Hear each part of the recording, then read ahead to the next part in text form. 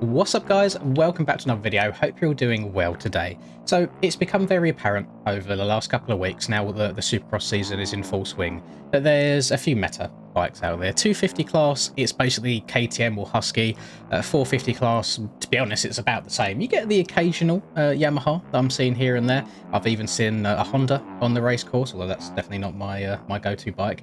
One thing that I have not seen anyone really trying too much or give much love towards is the Fantic 250. Now, I'm well aware that personal preference plays a huge part in this game. It's massive. You know, one bike might really work for some people, whilst other people really struggle on it. However, I was playing this track right here, Anaheim 2, the other night with Charlie, just running some laps, trying to get him into the flow of 250 life, because he's going to be trying to do the 250 coast now. And I thought, you know what, let's just mess around with other bikes, see what's what, because KTM is king on the 250s. Whichever way you want to spin it, it is the fastest bike, and by quite some margin. I wanted to see if anything else could really compete with it. So in amongst switching back and forth, I was on like the Suzuki for a while, the Husky for a bit, then the KTM again. I thought I'd try the Fantic out. Downside is she looks pretty damn ugly. I wish we had the updated like 450 plastics over on the 250 here. It would look so much nicer. However, there's a few things about this bike that I really enjoy. First one being its traction seems to be insane in the corners, which I think might just be down to it having a little bit less power than the KTM does. However, because of how much traction you get, because of the lack of, I guess, rear wheel spin, it helps you turn a lot tighter as well. I have not noticed any front end issues whatsoever, even with how tight the bike turns, which is just crazy. And the other thing that's quite odd is, so I'm completely stock right now. The bike does a really good job of like getting through whoops just there. It tracks around corners really nicely. It has enough pop to get up and over triples if you need to as well. And there's even one or two quads on this track that you can also put on this bike, so it's more than capable. But one thing that I've noticed is stock gearing on it works in a really weird way. So second gear, for whatever reasons, feels like a really long gear. I apologise for the Opera GX WhatsApp thing. It's not you, it's me. Second gear feels really long. So in a lot of rhythm sections, I'll keep it in second gear, even though it sounds like it wants you to get off the bike. It sounds like it's revving through the absolute limit. It kind of keeps pulling. Like the gear feels like it just keeps going and going and going. It doesn't feel like you really max out anywhere. And because of this, it kind of helps a lot with the acceleration for getting up and over quads in rhythms, etc. This rhythm right here, I'm kind of limited on what I can do on this bike, really, but I just try and stick to the, you know, the standard line. But yeah, I'm very surprised how well it goes through the whoop stock. I really am. It takes a little bit of manoeuvring about. It's not just like get off the back of it and that's it. You kind of have to keep your weight in the middle, lean back every now and then. But the steering and how agile this bike is really makes up for any sort of lack of power that you might have in comparison to the KTM. Of course, there's going to be one or two rhythms on any track. Like, can we get this quad here? Oh, not quite. There's going to be one or two rhythms on any track because it's Supercross. If there is a quad that is barely doable on a 250, the KTM will be your move. However, if you are someone that probably can't hit those massive quads anyway, like if you're not within the top 5 to 10 250 riders on the game, it's not going to be a viable option regardless. So if you can then make up your time elsewhere, say in turns, like I think you can on this Fantic, it might be worth giving it a shot. Because I've been really enjoying it. Unfortunately, I've got no skins on it right now. This is the stock. I think it's just 2023 graphics on it. I think that's what it's named. Not a fan of them. I think they look very ugly. But then it's not the prettiest looking bike in general anyway. But it gets the job done, you know. One thing that I thought would be the case is because Fantic and Yamaha are so similar IRL, I thought they'd play really similarly in game, but for whatever reason, whether it's the cockpit or the sound of the bike or whatever it may be, on the Yamaha, something just feels off for me. It doesn't feel 100% right. So yeah, I'll just stick into the black bike these days. I do very much enjoy it. You're probably also wondering to yourselves, Linz, why on earth are you showcasing this to us on round 4 rather than round 5? You have to understand that I'm a YouTuber. We record things ahead of time. This is being recorded on Friday the 2nd, which will be race day for round 5.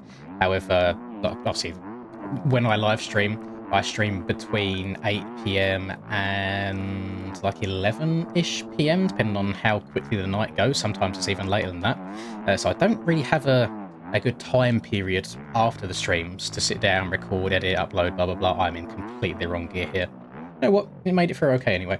So yeah, this is why we're recording this beforehand. I have looked at the track preview of round 5 that Stoney uploaded. He does little track walks all the time. And it looks very, very different. The scaling looks different to what I've seen elsewhere.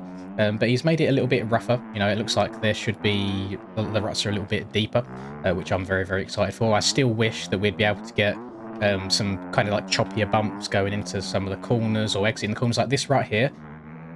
That little outside there, best line of the year, in my opinion, by far, at least up till this point. Just because it's got that little bit of chop coming out of it, and it actually feels like you're getting planted into a rut, getting on the power and just hitting that like and then hitting the triple out. It's like really, really satisfying to get nicely, and I'd like some more of that, because not only does it slow the outside line down so it's not super OP, it makes it feel a little bit more immersive and a bit more realistic, in my opinion, which I'm here for. But I'd also love at some point if we can start getting ruts in between jumps in rhythms. They haven't got to be super narrow, you know, because I know this game doesn't handle really narrow ruts too well overall, but you know, just enough. You know, can I hit? Oh, can you quad this on?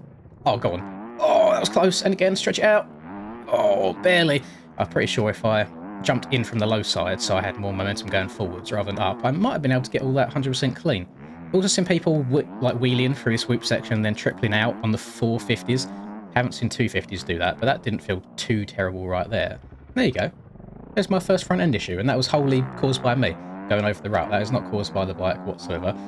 So I just kind of want to give people a different way of looking at the game, because right now for me it's really hard for me to sit here and say don't be a sheep, don't follow people, because I've been riding the Husky since round 1 and it was really working for me. I started vibing with the Husky quite well in off season without knowing that it was going to be one of the main meta bikes everyone used, so I guess I was kind of not a sheep in that sense, but riding the same bike as everyone else still.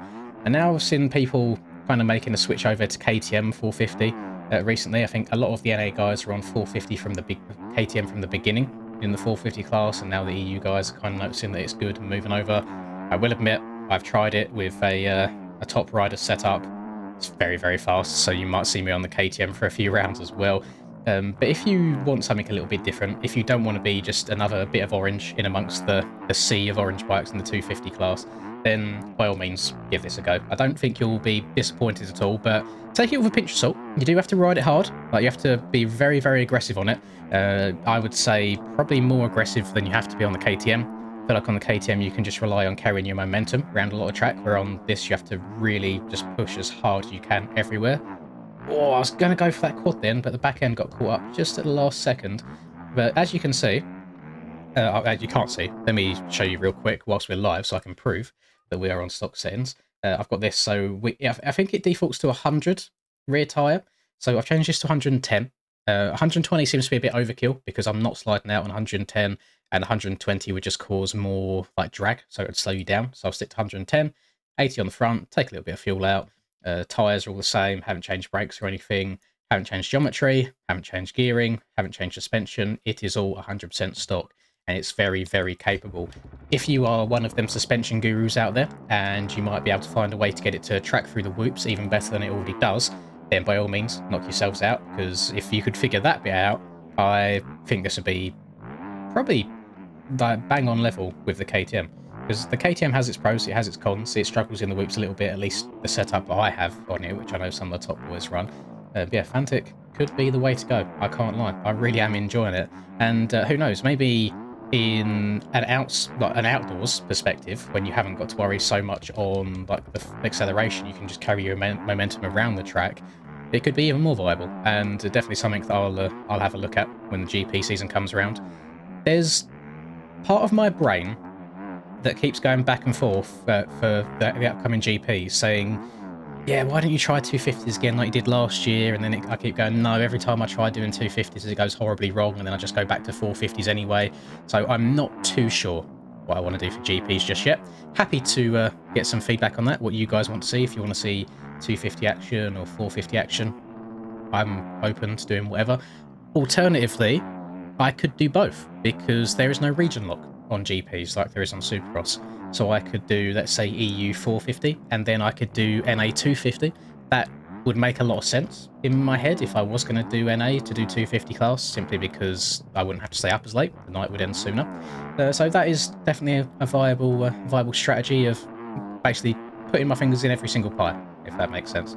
Trying out all the classes and seeing what the racing is like overall. But that will do it from me. No real, no challenge in this video, no real substance to it, not a new track, anything like that. Just from one guy that spent far too many hours in this game to some people that maybe have not spent that many hours in this game that want a little bit of guidance or advice, give this bike a go. I don't think you'll be upset by it. My best lap on this track right now, not in this session, because talking and riding at the same time, very, very difficult, but my best lap time on this bike on this track is a 1 minute flat 0.1, I think it is, which is only a couple attempts off of the top qualifying times. So for someone that's not a 250 rider anyway, I will happily take that, and it shows that it's more than capable of getting the job done. So give it a go, let me know what you think. I'll catch you guys next time. Peace. I'm working hard, I'm sacrificing my life, I'm sacrificing my mind, I'm sacrificing my sanity, but most importantly, I'm sacrificing my time. Boy, I feel fine, I feel like I am a king.